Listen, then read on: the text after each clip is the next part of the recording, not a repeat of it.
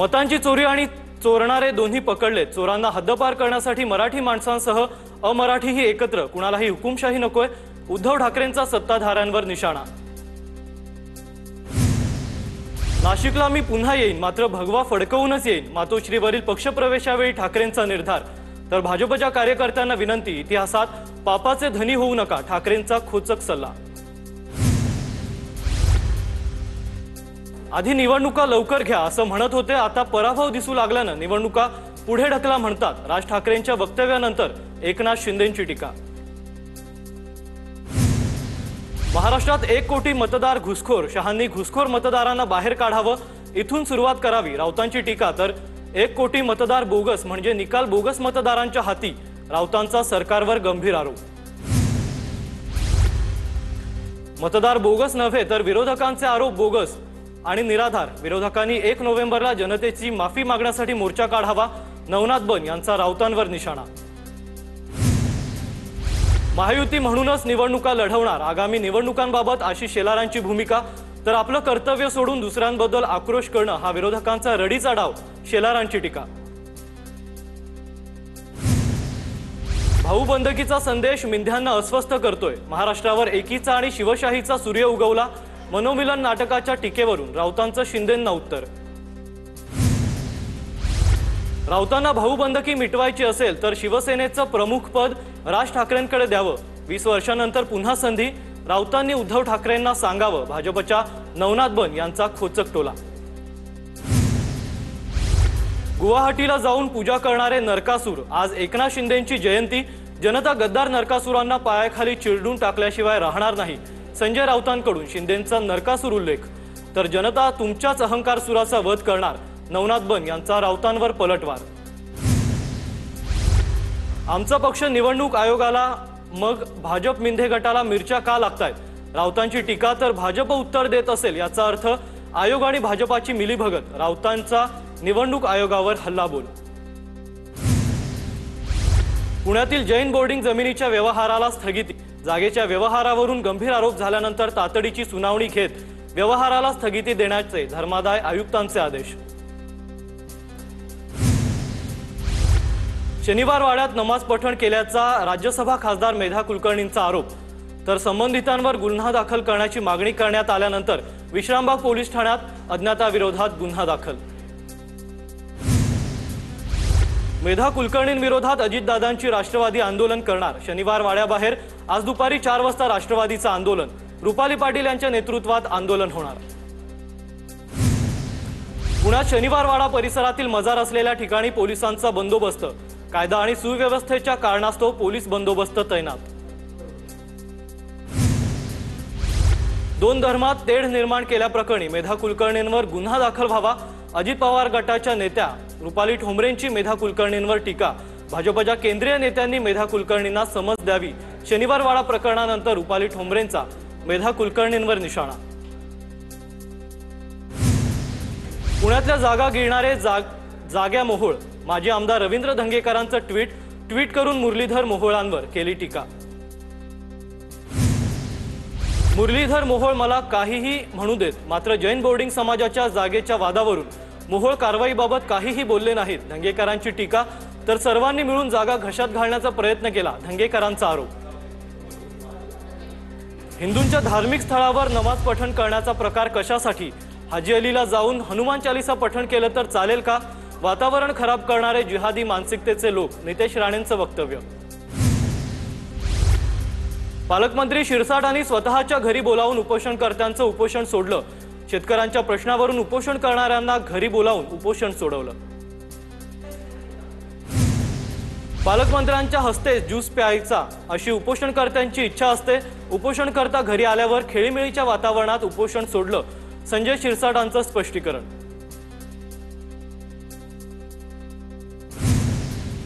सत्तेतील लोकांना अहंकार आणि माज असे नमुने सरकारमध्ये भरल्यामुळेच सामान्य लोक अडचणीत, सिडकोच्या प्रकरणात त्यांना घरी बसावं लागणार, रोहित पवारांची मंत्री शिरसाटांवर निशाणा।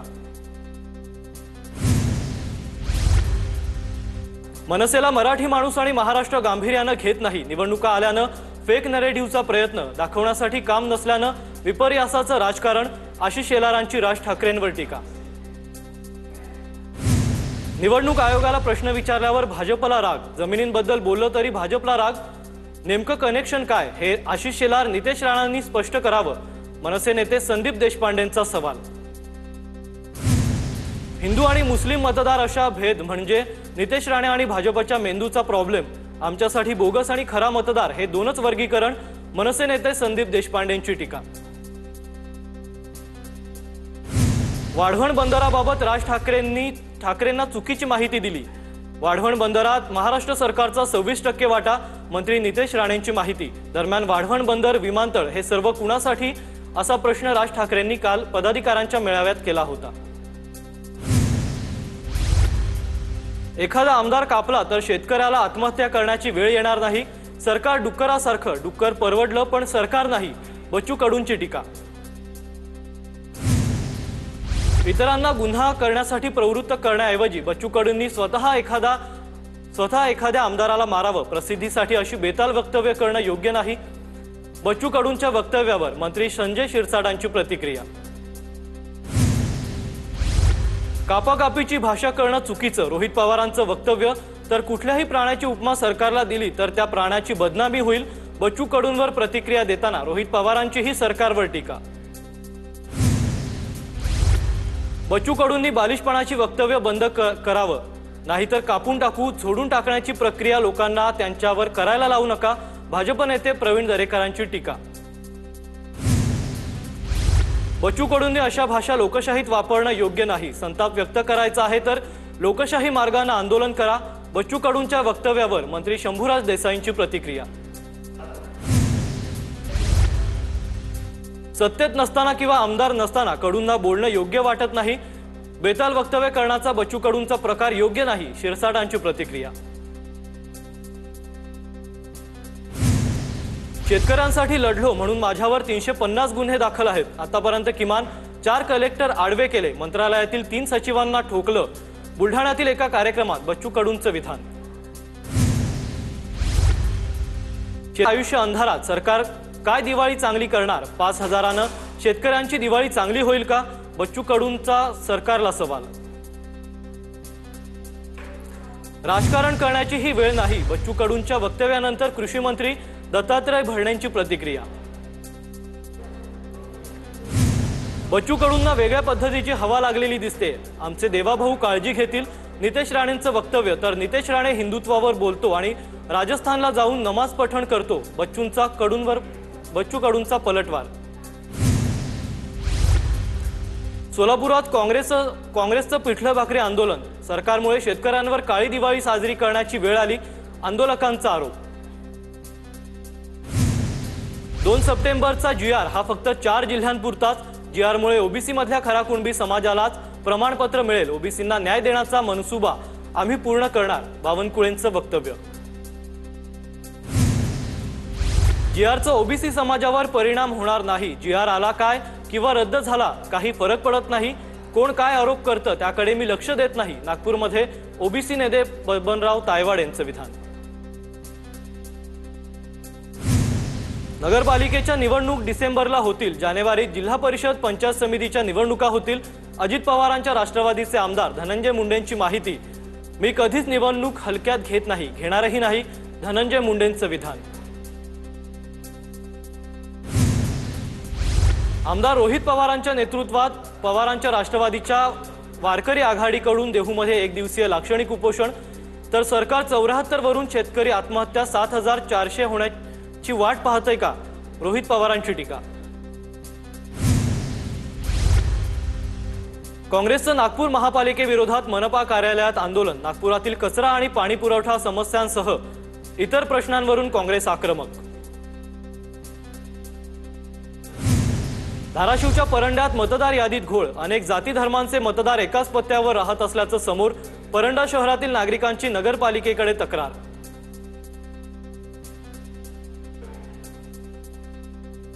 सुरक्षा काढल्यानं शिवसेनेचे आमदार नरेंद्र भोंडेकरांचा नाराजीचा सूर, देवेंद्र फडणवीस मुख्यमंत्री असताना सुरक्षा काढली याचं दुःख, नरेंद्र भोंडेकरांनी बोलून दाखवली खंत, आम्ही मुख्यमंत्र्यांना नेता मानतो, ते सुरक्षा काढत असतील तर दुःखच वाटणार, भोंडेकरांचं विधान।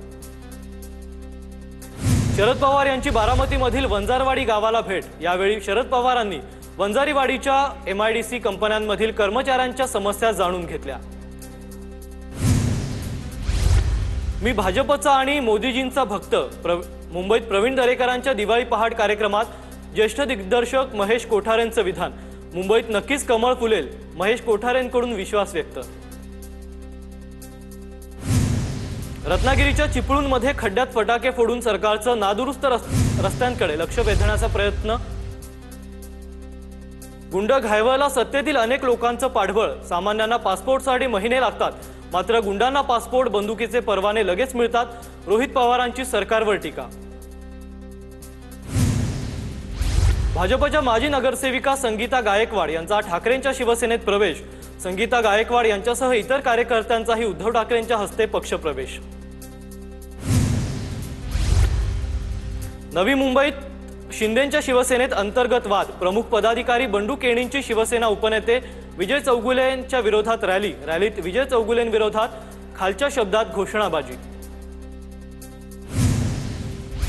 नाशिकमधील मनमाडमध्ये काँग्रेसला मोठा धक्का। काँग्रेसच्या माजी नगरसेवकांचा अजितदादांच्या राष्ट्रवादीत प्रवेश।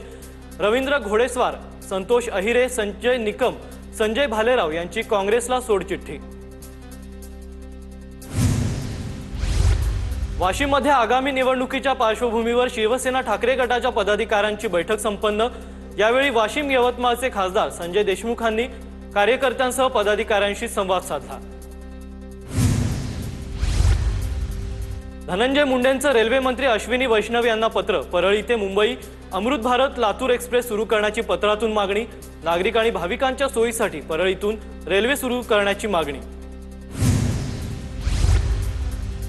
नाशिक पालिका प्रशासनाकडून बॅनरमुक्त शहर करण्याची मोहिमेअंतर्गत पालिका प्रशासनाने अनधिकृत बॅनर हटवले।